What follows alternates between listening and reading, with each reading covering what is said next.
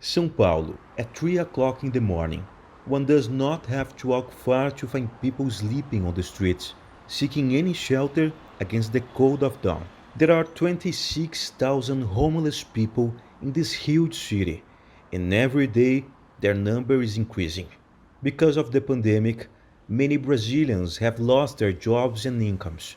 The only alternative for many is to live on the streets. This tiny church in downtown São Paulo offers relief for those who need it most. Priest Julio Lancelotti splits his time between prayers and mass, and a project that helps the homeless.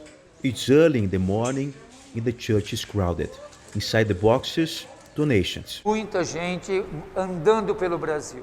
A lot of people are walking around Brazil. The movement is intense. Every day, new people arrive here. The organisation that we have has an agreement with the City Hall, but today the breakfast comes entirely through donations.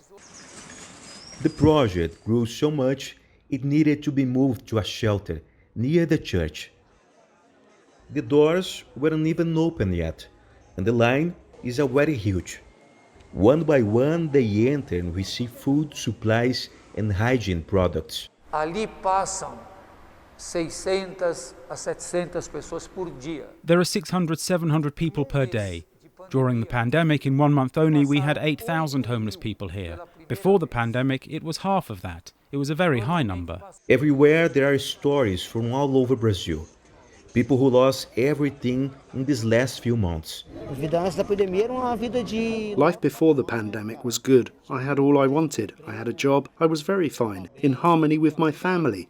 Having lost his bricklayer job 2 months ago and without money, Marcelo's only option was life on the streets. My first night on the street was awful. I grabbed a blanket, lay on the floor but couldn't sleep. It was like a nightmare for me, from which I couldn't wake up.